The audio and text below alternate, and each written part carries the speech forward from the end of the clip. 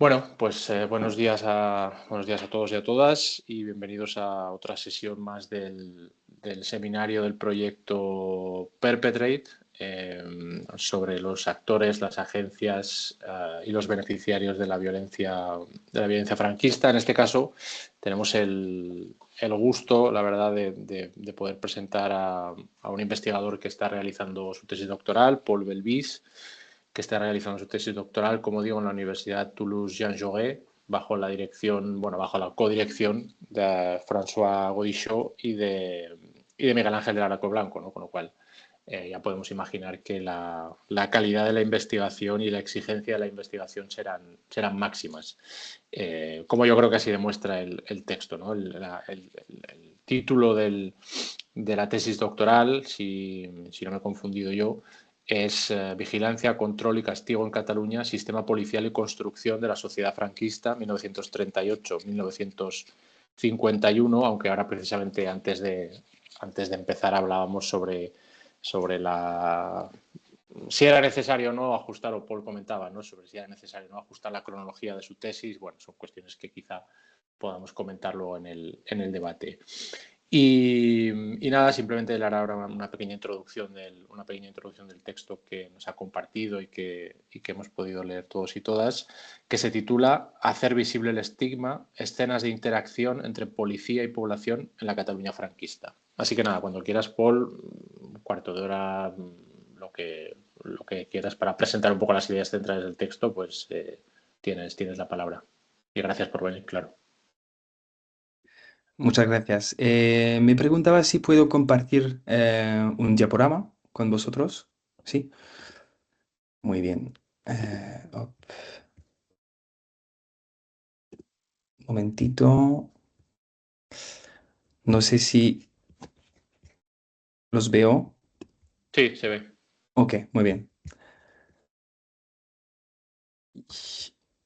Y puedo empezar. Muy bien. Buenos días a todos y a todas. Antes de empezar, me gustaría agradecerles su presencia y dar las gracias a Alejandro Pérez Olivares por la invitación y a Miguel Alonso también por haberse propuesto como ponente en el texto. Actualmente estoy en mi cuarto año de doctorado en Toulouse y espero poder terminar la escritura el próximo año. Mi tesis doctoral trata de la construcción y de las funciones de la policía franquista en Cataluña, desde la ocupación de Lleida en abril de 38 hasta 1951, momento en que las técnicas policiales parecen haberse estabilizado dentro de la dictadura. 51 marca también la aparición de los primeros signos de una contestación más amplia y heterogénea frente a la cual la policía se adapta y se reforma. Trabajo, por tanto, sobre un objeto situado en la encrucijada de la historia política, social e institucional, la policía franquista como lugar de observación del poder, pero también como actor autónomo y productor de orden. Varias razones me llevaron a interesarme a la policía. La principal es que las policías franquistas constituyen, a mi juicio, un observatorio privilegiado para comprender las lógicas de construcción, estabilización o contestación del poder, y más aún en el caso del franquismo. Y eso pues, por tres razones principales que son hipótesis de trabajo. En primer lugar, porque la policía franquista fue concebida muy pronto como una actora de gobierno. Dentro del nuevo Estado no se limita a ejecutar órdenes, recoge, jerarquiza y filtra la información, orienta las decisiones, señala disfuncionamientos y propone ajustes. A través de su acción cotidiana contribuye a moldear la propia racionalidad del poder franquista. En segundo lugar, la policía es una productora de orden social. Sus prácticas cotidianas institucionalizan una determinada relación con la autoridad y delimitan quién puede formar parte de la comunidad nacional y quién queda excluido de ella. Por último, y quizá lo que más me interesa, la policía es también un foco de dinámicas imprevistas. Lejos de ser un simple relevo del poder central, interactúa permanentemente con la sociedad que vigila. Al imponer el orden, produce a veces adhesión, pero también adaptaciones, rodeos, incluso tensiones nuevas. Los agentes interpretan las consignas, las leyes, y los civiles se ajustan o resisten, perdón. Y es en este intercambio cotidiano donde el poder franquista toma forma y se transforma. En otras palabras, la policía no solo mantiene el orden del régimen, lo fabrica a mis ojos constantemente. Estas tres dimensiones estructuran también mi enfoque de trabajo. Combino una historia institucional de la policía con una aproximación social de las interacciones para entender a la vez lo que la policía piensa, lo que hace y lo que sus prácticas producen en la sociedad. El texto que les envié intenta ilustrar este movimiento concreto entre ideología, dispositivos y prácticas a través de un caso de ocupación y de contacto entre policías y civiles. En los minutos que tengo, quisiera hacer tres cosas. En un primer lugar, recontextualizar el lugar del texto dentro de mi tesis, explicar de manera más general el capítulo del que forma parte, el capítulo 2, y terminar con algunas dudas metodológicas. El texto que les envié se escribe en una primera parte dedicada al periodo de guerra-ocupación. Esta parte interroga el continuum de las prácticas policiales entre la guerra, la ocupación y la posguerra. La idea con la que empiezo mi primer capítulo es la siguiente.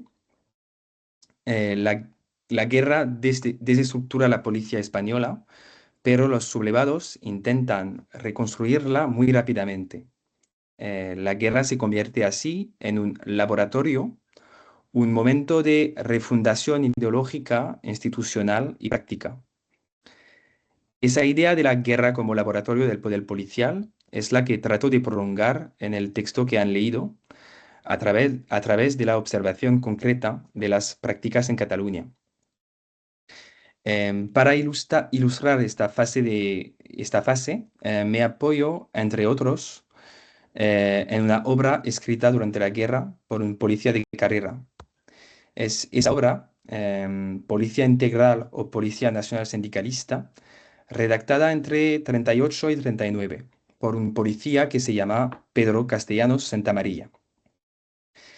Castellanos defiende la idea de una policía dotada de poderes empleados, unificada, centralizada y completamente politizada. Su pensamiento se apoya en una metáfora médica. España habría sido contaminada por enfermedades, liberalismo, marxismo, anarquismo, y la policía debe desempeñar el papel de médico del cuerpo social. Esta metáfora justifica la necesidad de un fortalecimiento de los poderes policiales. Castellanos llega incluso a reivindicar una soberanía policial.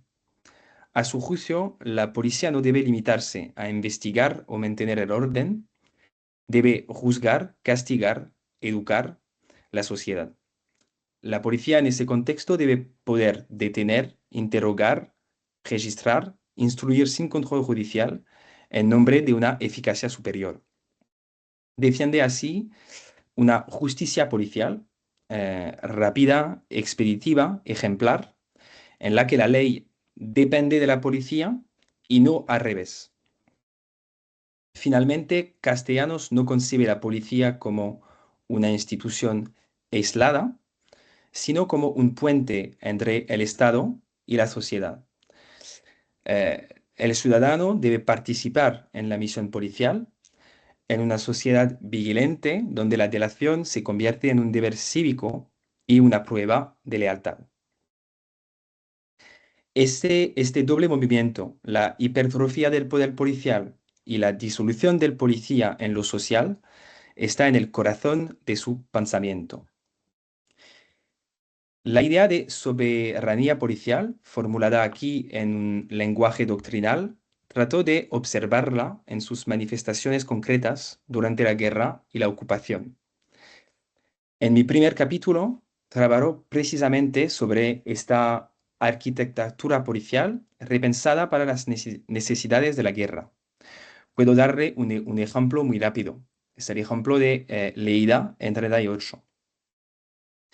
En la provincia, dos instituciones experimentan esta soberanía policial. Por un lado, la Policía Civil y por otro, los agentes del Servicio de Información y Policía Militar. Muy concretamente, policías investigan a la población civil y rinden cuentas directamente al delegado de orden público. Las detenciones combinan depuración política y social con la búsqueda de supuestos cómplices del enemigo republicano. Una vez realizada la detención, la policía rellena una ficha administrativa que concentra todas las funciones: investigación, delación, juicio moral y decisión punitiva, sin ningún control judicial. Las sanciones son propuestas por el propio jefe de investigación, el policía, y validadas después por el delegado de orden público. Pueden ir desde una simple multa hasta la cárcel. Este funcionamiento da cuerpo a la idea de soberanía policial pensada por Castellanos, y aquí la policía no se limita a ejecutar el orden, sino que lo produce. Y es esta continuidad entre soberanía policial pensada, practicada y vivida la que quise interrogar también en el segundo capítulo y en el texto que les he enviado. Paso entonces a ese segundo capítulo dedicado a la toma de control de Barcelona tras la ocupación de enero de 39. Esta ocupación es particular porque fue planificada intensamente de antemano. Desde principios de enero, todos los cuerpos policiales se preparan para optimizar la ocupación. Trato de pensar la ocupación de Barcelona no solo como un hecho militar, sino como un proceso policial de gran envergadura, un conjunto de dispositivos destinados a estabilizar, vigilar e interpretar la sociedad conquistada. En este capítulo distingo 4 dispositivos complementarios. El primero es la presencia policial en el espacio público, que pudieron leer en el texto enviado. En segundo lugar, hay una construcción de servicios de información con la multiplicación de institución para eso y el fichaje masivo. Hay también una política de recuperación documental, es decir, la incautación de archivos republicanos. Y finalmente, y es un poco curioso, hay también una propaganda policial pública. Estos dispositivos de ocupación funcionan en conjunto. La presencia alimenta la información se apoya en los archivos y la propaganda da un sentido público al conjunto. La ocupación no es, por tanto, solo una operación militar, sino un sistema policial integrado, donde cada dispositivo contribuye a la conquista y a la dominación de la sociedad catalana. En el fragmento que han leído, decidí concentrarme en el primer dispositivo, la presencia policial en el espacio público, y en un caso en particular, el caso de María Luisa y del policía de la Falange, Rafael Colomina. Es un caso que me permite entrar en la fabricación policial de la represión, cómo se organiza una violencia, cómo se ejerce la violencia, pero cómo esta violencia es recibida por los civiles. La última parte sobre dudas metodológicas, porque trabajar sobre la interacción entre policías y civiles supone encontrar expedientes que la hagan visible. Pero esos expedientes son raros, fragmentarios y dependen de fuentes policiales donde la voz de los habitantes solo aparece de manera indirecta. El texto que les envié se apoya en un caso particular, muy documentado, que permite observar la dinámica del contacto. No es evidentemente el único caso sobre el que pienso trabajar. Pero esta elección plantea un dilema.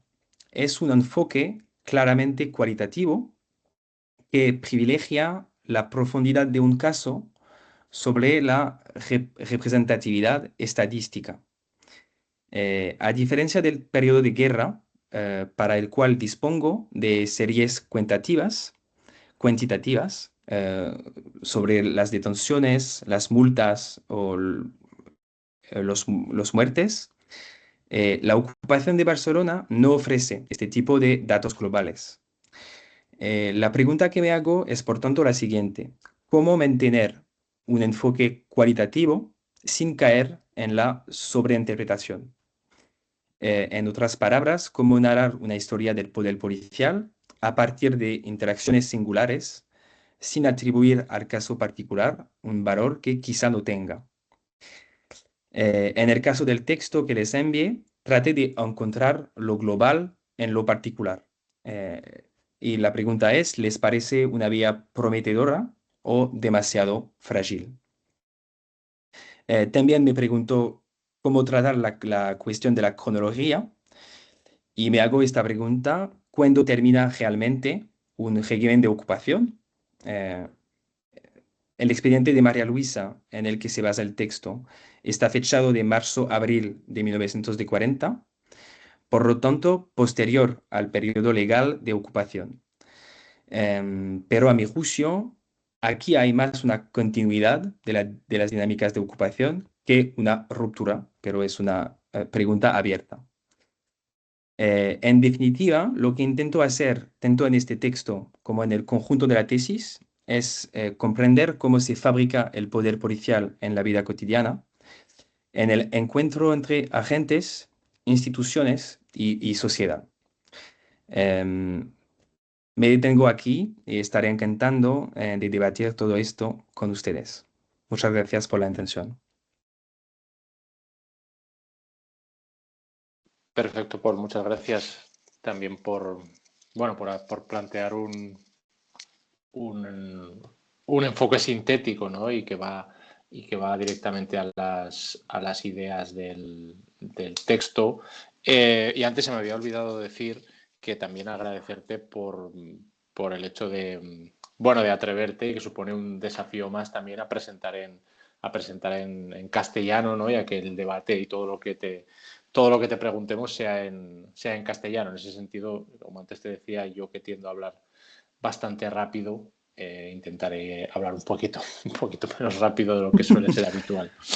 Eh, Nada, lo primero, señalar que yo creo que es un texto que aborda o que nos presenta un objeto de estudio. Lo primero es un texto muy valiente y es una investigación valiente en el sentido de que y lo que se está reflejando ahora mismo en la pantalla es un poco lo que lo demuestra, en el sentido de que es una investigación que quiere trabajar una cuestión que no ha recibido demasiada atención, como es la construcción cotidiana a base de toda una serie de experiencias diarias durante una cronología larga de ese orden público desde la perspectiva, ¿no? De cómo se está construyendo, digamos, desde la perspectiva que me parece súper interesante, ¿no? De que el orden público no es algo a mantener, sino que es algo a construir de forma constante, ¿no? Lo que nos da una idea de evolución, lo que nos da una idea de transformación, lo que nos da una idea de que es algo vivo y algo cambiante. Eh,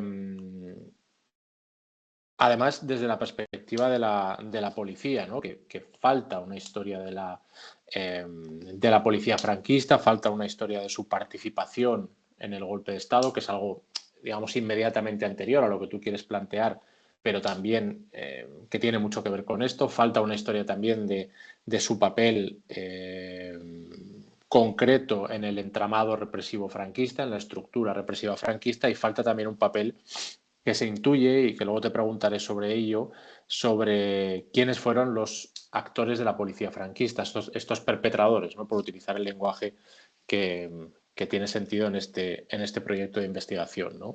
Y en ese sentido, ya digo, creo que es una investigación que tiene un enorme potencial de contribuir a debates relevantes, y es una investigación valiente por las cuestiones que señalabas, ¿no? Porque las fuentes a tu disposición no son series sistemáticas que sea simplemente, digamos, una cuestión de un trabajo de volumen de documentación, sino que hay que reconstruir una cuestión tan difícil de reconstruir como son las interacciones sociales cotidianas, a partir de una serie de problemas de falta de fuentes, y de que las únicas fuentes o la gran mayoría de las fuentes de las que dispones es, como bien planteabas en una de esas dudas metodológicas, son fuentes elaboradas por el propio entramado represivo, ¿no? Por los propios perpetradores, con sus lenguajes, con sus formas de presentar la realidad, y sin posibilidad, en la mayoría de los casos, de contrastar con otra tipología de fuentes.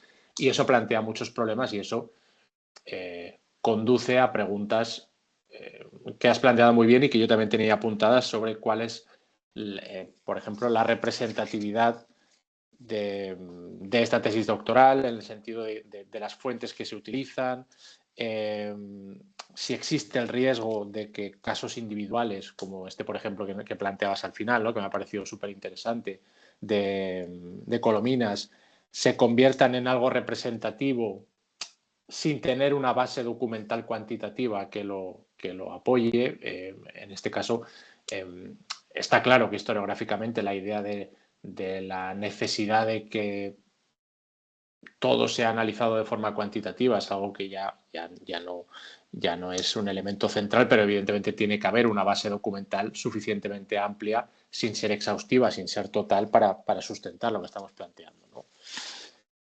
Algunas ideas que me han parecido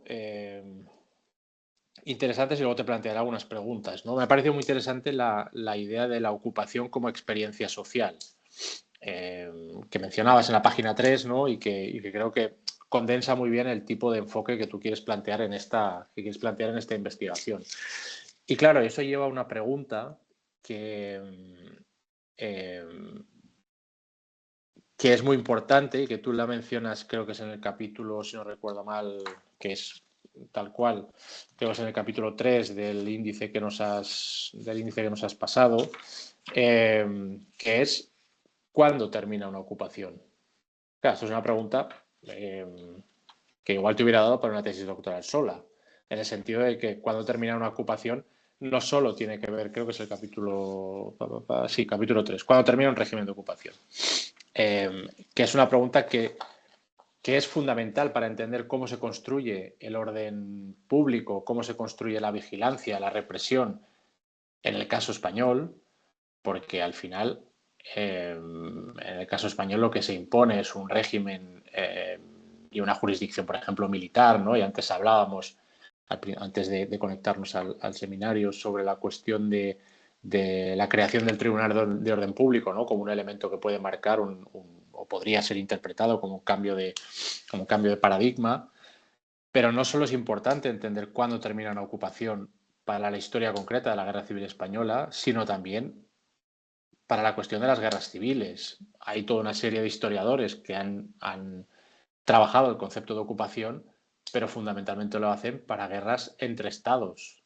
Y no queda claro cuándo termina o cómo podemos determinar el fin de una ocupación en el caso de una guerra civil, si sumamos además el caso español de que hay una guerra irregular que se extiende hasta comienzos de los años 50, ¿no?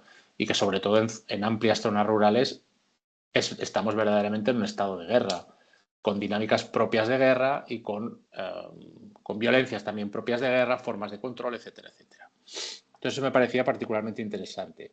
Luego también creo que es muy importante la idea del fichero, ¿no? Que ahí yo creo que se refleja muy bien el trabajo de lo que en su día comenzó a teorizar para el caso de Madrid Alex Pérez Olivares, ¿no? Que no ha podido estar en el seminario, pero que desde luego su investigación está claro que está claramente en un lugar central de tu marco teórico.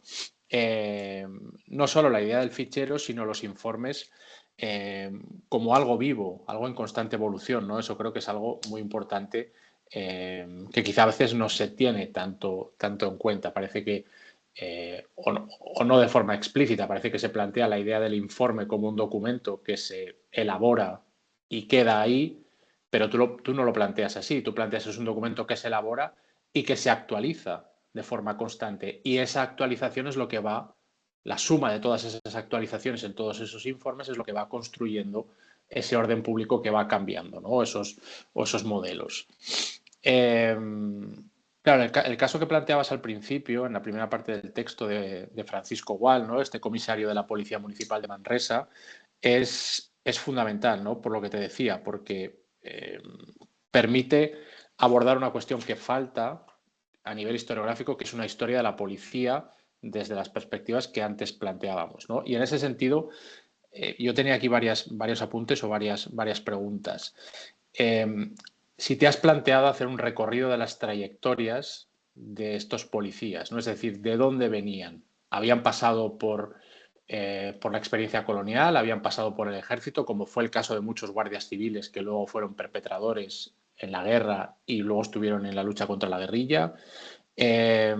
¿Habían desempeñado puestos importantes en el orden público durante la época de la Restauración, Primo de Rivera, la Segunda República? En el caso de Francisco Gual dices, o lo comentas para el caso de octubre de 1934, ¿no? Pero no sé si lo has contemplado, que yo creo que sería interesante, aunque quizás sea otra investigación a futuro, ¿no? El intentar trazar una genealogía de los orígenes de los modelos de orden, perdón, una genealogía de los orígenes es una redundancia, una genealogía de los modelos de orden público en la España de las primeras décadas del siglo XX y de dónde proceden y de qué fuentes se están nutriendo, ¿no? Y también de la violencia que forma parte y digamos de los procesos de radicalización que se experimentan con los trabajos que conoces, ¿no? de Sergio Vaquero y otros historiadores que han hablado de ese proceso de radicalización contrarrevolucionaria del orden público, que lo que genera evidentemente es más violencia, sobre todo como respuesta a las protestas obreras. Y una idea que también me parece importante, que creo que sería interesante analizar y que tú en dos momentos lo das la lógica por la cual yo creo que sería interesante analizarlo. En la página 8 dices, la dictadura de Franco se construyó desde y a través de la guerra, también el modelo policial. En la página 9 dices, la construcción de un Estado terrorista, que entiendo que te refieres al franquista, que sería un elemento de discusión ese apelativo de terrorista, pero bueno, no va por ahí mi idea, es obra del ejército. Claro, eso sitúa la construcción del orden público durante la guerra y lo que está pasando en los frentes de combate, ¿no? Que es una idea que algunos hemos explorado desde varias perspectivas. Y entonces, claro, en ese sentido yo creo que la experiencia de las ocupaciones urbanas de 1937 es fundamental. Porque, por ejemplo, además en el caso de este Francisco Gual lo dices, ¿no? Que él es comisario, o, bueno, él forma parte de la policía de San Sebastián antes de ir a Manresa, ¿no? Entonces, claro, no sé si en este sentido vas a incorporar en tu tesis doctoral o si has contemplado la posibilidad de hablar un poco de la función concreta de la policía en estos y la evolución de sus competencias y de sus formas de entender el orden público en estos escenarios de ocupación urbana del año 37. Y por último, otra pregunta con relación a la policía. ¿Has contemplado la posibilidad o lo haces de hacer una comparativa con las policías fascistas?